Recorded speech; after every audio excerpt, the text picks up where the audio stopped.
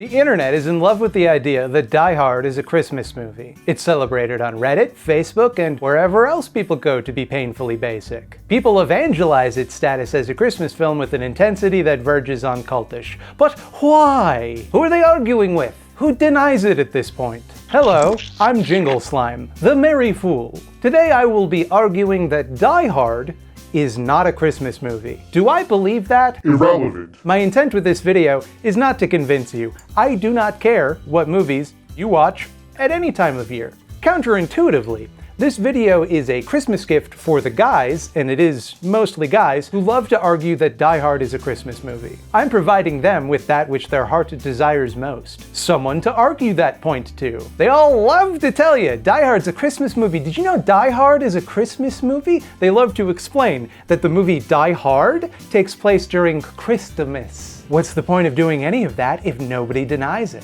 If everybody agrees, there's simply no need to repeat it over and over and over and over and over, and yet they do! They wander this earth looking for someone, anyone, who they can explain this opinion to. So this video is a public service, a thankless job that somebody, somewhere, needed to do. I take on this responsibility because I'm strong enough to handle it. Like John McClane, I am taking control of a chaotic situation because if anyone else is able to, they sure haven't stepped up to the plate yet. Some of the things I say in this video might make you angry, and that's okay. It's okay to be angry. But remember that by doing this, I am the greatest hero alive. You all owe me an unpayable debt, but feel free to try over at patreon.com/thoughtslime. I cannot stress this point enough. The sacrifice I am making here is equivalent to Christ's. Henceforth, Christmas should celebrate my virgin birth and virgin life.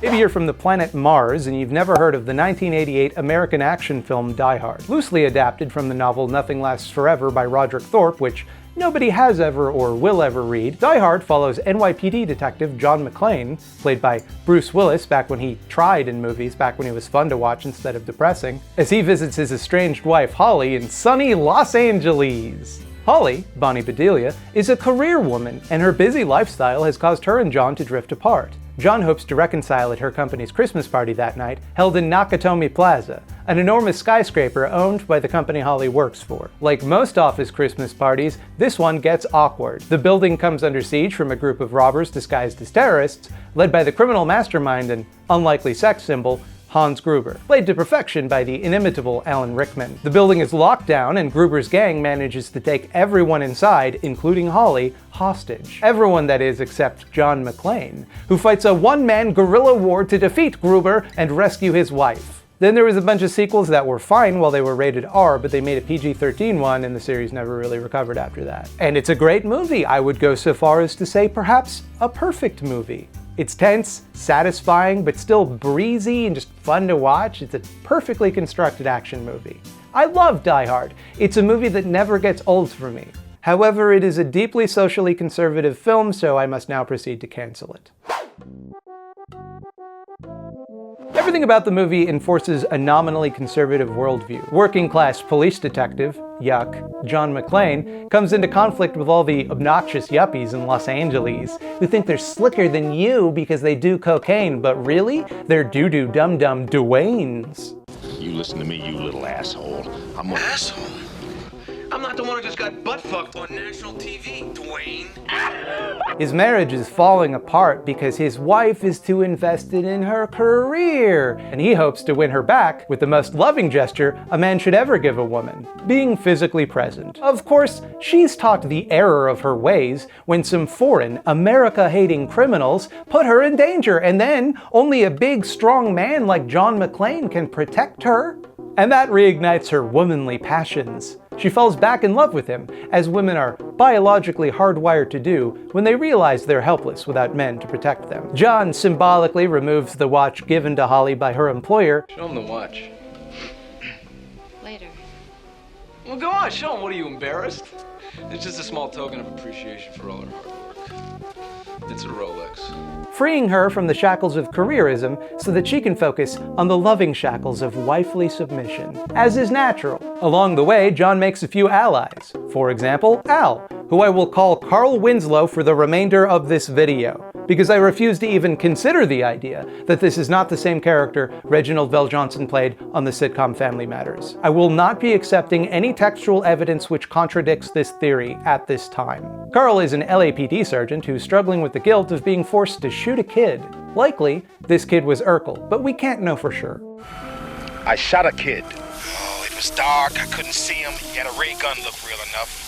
You know, when you're a rookie, they can teach you everything about being a cop except how to live with a mistake. He didn't want to, though. It's just that these situations happen, right? It's just something that comes up in the line of duty of a police officer. And he's conspicuously black, by the way, so I don't think it's a race thing. It's not a race thing. It's just that it's impossible not to sometimes shoot kids if you're a good cop and a good man. And we need not look into the statistics of which kids get shot or why. And Carl Winslow is definitely a good man, because he shoots a bad guy. It's understandable and forgivable to every once in a while have to shoot a kid. If it's in pursuit of shooting guilty people, it's important that cops do violence to criminals and that they don't let anything get in the way of that violence. You won't hurt me. Yeah? Why not? Because you're a policeman. There are rules for policemen. Yeah. That's what my captain keeps telling me. So you see, Carl Winslow has to shoot a kid. The whole world is a cesspool of crime. That's why it's such a rare condition in this day and age to read any good news on the newspaper page. And love and tradition in the grand design, some people think that's even harder to find.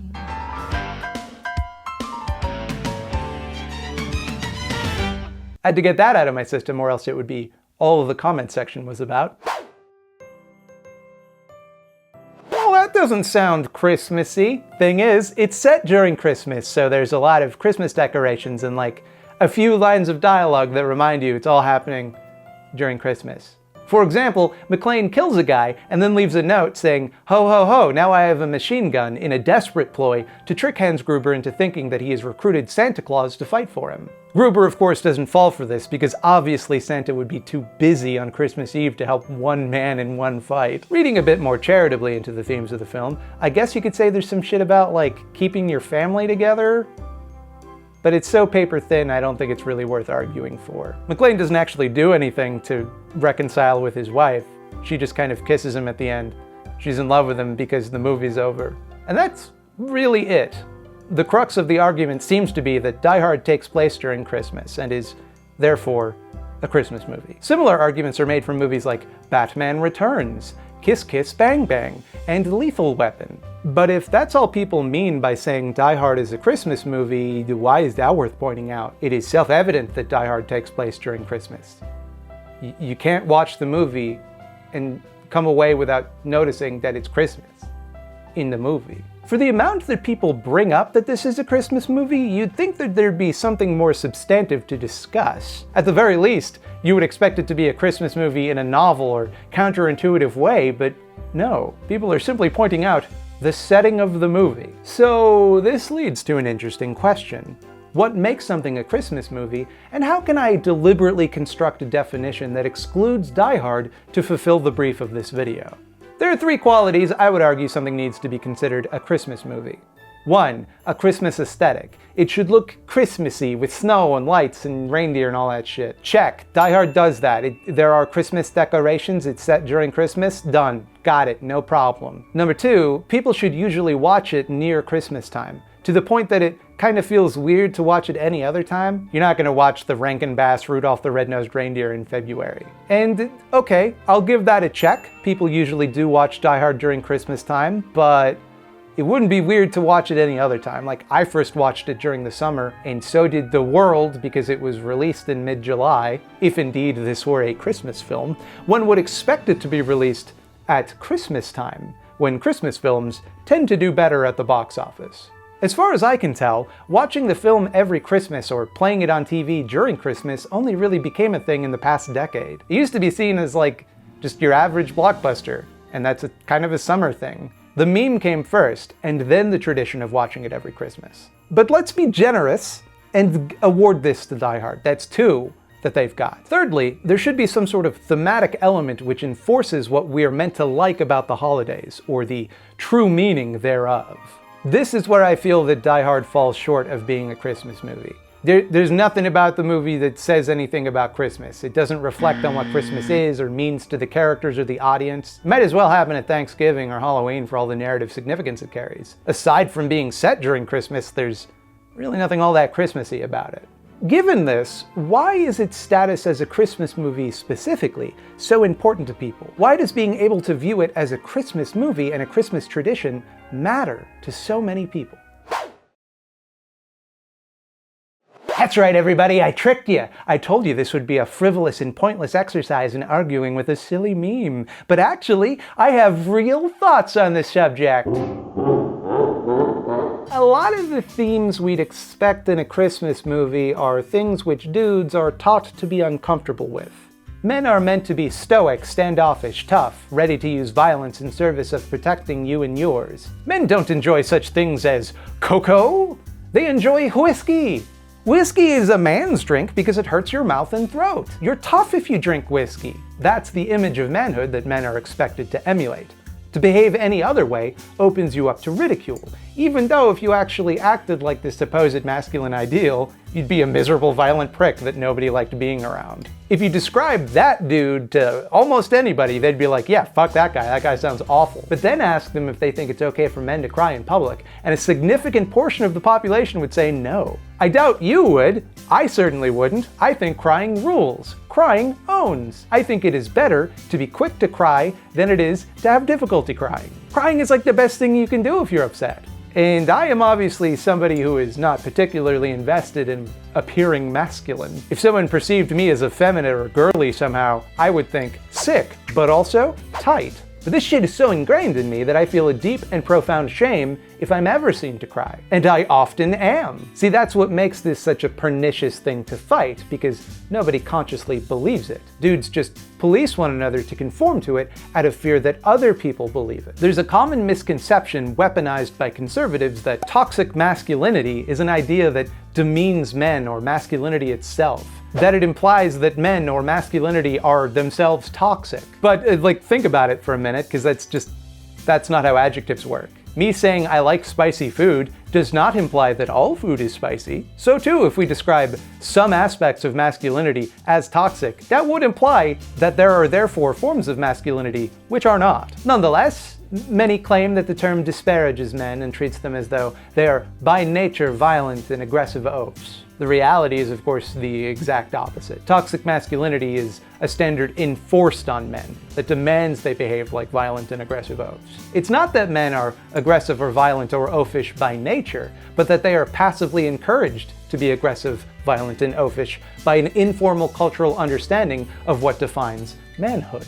Left to their own devices, men would be cooler and happier, but they are shamed and ridiculed into observing a standard of behavior that makes them feel shitty and be awful to be around. Even if you want to be a little sweetie pie, you want to be a little cutie, you can't. You gotta be a gruff ape who doesn't wash his asshole. And navigating the tension between performing the role of uncaring stoic toughie and taking care of one's own mental health and the well-being of your loved ones is always difficult. But it's particularly difficult during the holidays, a time where many people are at their loneliest and most vulnerable. Men specifically often struggle in silence with these types of feelings, because it's seen as weak, or rather they fear that it is seen as weak for men to express their emotions. Thus, men are less likely to seek treatment or ask for help when they're experiencing mental health issues. Now, at the same time, there's also a different, conflicting cultural narrative about how you should behave at Christmas time. You have to have a spirit of togetherness, love in your heart for all mankind, tenderness, a desire to provide joy and comfort for everyone around you. And you can see why that would be really confusing and difficult for people, right? Men are simultaneously encouraged to be independent and self-reliant, but also to need to spend this time of year with their loved ones. To not be caretakers, that's for women, but also to provide care for your family and friends at Christmas time specifically. To never show your feelings or express any kind of vulnerability, but also to let everyone know that you love and need them. It's a difficult contradiction to reconcile. Most Christmas media leans into the aspects of Christmas which can make men raised with this kind of messaging deeply uncomfortable. Even talking about enjoying some brightly colored children's movie like The Grinch, or something soft and thoughtful like A Charlie Brown Christmas, or God forbid, something like The Notebook, a woman's movie, betrays a sincerity that's dangerously close to having feelings. Contrary to appearances, however, men are still human.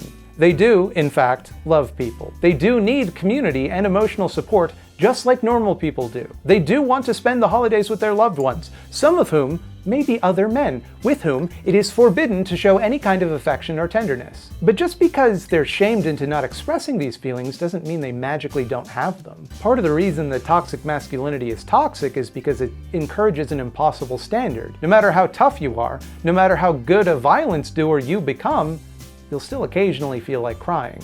John Wick is good at violence, and he's sad as hell. You think John Wick ain't crying when the camera's not rolling? Come on. You'll still need people. It's just a fact of life. We're all human beings with emotional limits, and trying to live without them sets you up for failure. And manhood becomes this impossible standard to be strived for, rather than simply the lived experience of men. So men don't really get to feel like they're being men correctly. They're made to always kind of feel like they're failing to live up to that standard. And just living in a world where people need to be kind to one another as a matter of course means you can't even really try to live up to that standard. People will think you're an asshole. They won't want to hang out with you. But do you know who is being a man correctly? John McClane. John McClane puts up with brutal physical conditions and he doesn't even complain about it. He walks barefoot on broken glass because he's so tough. He swears, he fights, he solves problems with force. Sure, his wife might think he's a little emotionally distant. Women, am I right? But that's because he has to be tough. The world needs tough men like him. Toughness means not showing emotions. They're synonymous things. He doesn't have time for all that namby-pamby crap. He's crawling around in the air ducts doing all the dirty work that nobody else is man enough to do. He's sick and tired of all the red tape and bureaucracy, so he takes action himself without waiting for permission. He kicks ass and doesn't care what you think about him. Some prissy, overeducated Englishman says he's behaving like a stupid cowboy? Well, yippee-ki-yay, motherfucker! The soft-spoken, well-mannered, educated dude is the bad guy. The guy who, and I think I can speak for all heterosexual women when I say they would all prefer to fuck, is the one the gruff and tumble manly man gets to beat up. He underestimates McClane because guys like that always think they're better than you. Well, we'll see who has the last laugh when I show you that I'm better at killing. Die Hard isn't simply uncritical of this type of masculinity. It actively celebrates it. It revels in it. And if you're the type of guy who doesn't question that kind of masculinity or your relationship to it, that makes Die Hard a completely unchallenging film. A movie you can not only enjoy, because you will, it's a good movie, but more importantly, feel comfortable being seen to enjoy. Being seen enjoying a movie like Die Hard reflects a sort of compliance with gendered expectations for men. It's a signifier that you're a manly man without you having to do any of the awful or difficult things men are expected to do. Don't read too much into what I'm saying here. I don't think that men who like Die Hard or movies like Die Hard are more likely to be toxic or to expect anyone to behave like John McClane in real life. Again, I like Die Hard. It's a good movie. And furthermore, I don't put a lot of stock into the idea that consumption or enjoyment of any kind of media really says anything about someone's moral character. With the noted exception of certain illegal forms of pornography, those definitely say something about your moral character, but that's a kind of extreme example. I think Die Hard expresses a kind of shitty and irresponsible attitude towards the world, but human beings aren't robots, and our appreciation of art doesn't, and probably shouldn't, always align with the values intended to be present in that art. My point is that expressing that you like Die Hard is very safe for men.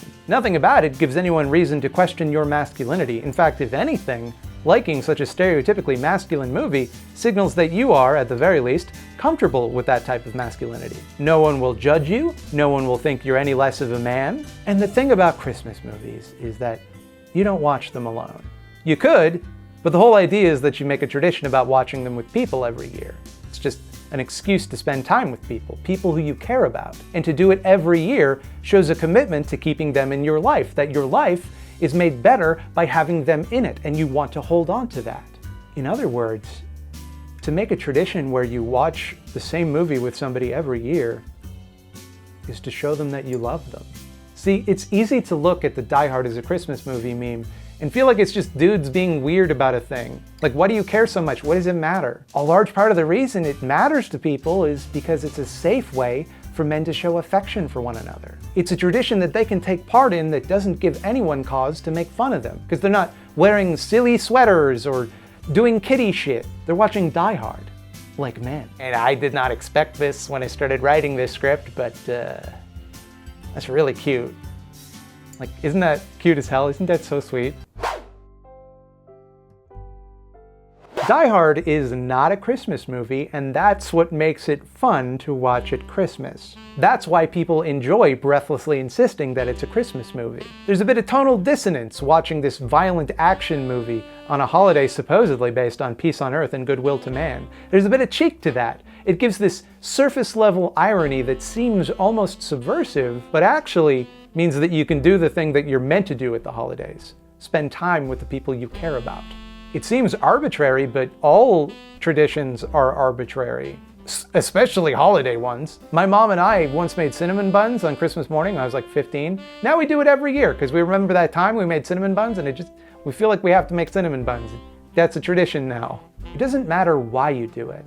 What matters are the feelings you associate with those traditions. The holidays are emotional, and not always in a good way.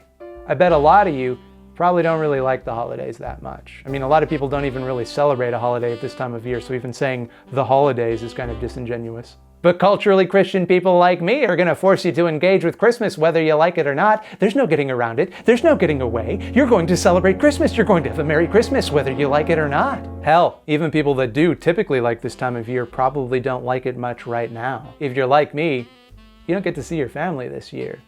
You probably didn't get to see them last year either. And what's more, probably a lot of you don't get to see your family ever. I have a lot of queer people in my audience for some reason, and the holidays are a lot tougher on many queer people. For a lot of them, it's not safe to see their family. A lot of the traditions that are tied up with Christmas can be painful. But even when it hurts, you don't want to miss out on Christmas. You want to do something to mark the occasion at least. Having a Christmas tradition that's a little less Christmassy, that's nice. I'm really happy people have that. So I want you to do something for me. This is your Christmas gift to me. If you know somebody who's struggling this year, somebody who feels a little alone, maybe somebody who's a bit too proud to admit that they need people around at Christmas, ask them if they want to watch Die Hard with you. Did you know that Die Hard is a Christmas movie? Well, happy holidays, everybody. I'm going to be taking next week off to spend some time with my family. Happy holidays and welcome to the eyeball zone. The meat puppet will not be taking next week off, for we have a boon to offer those who have pleased us. Tune in next week for the first annual Eyeball Awards.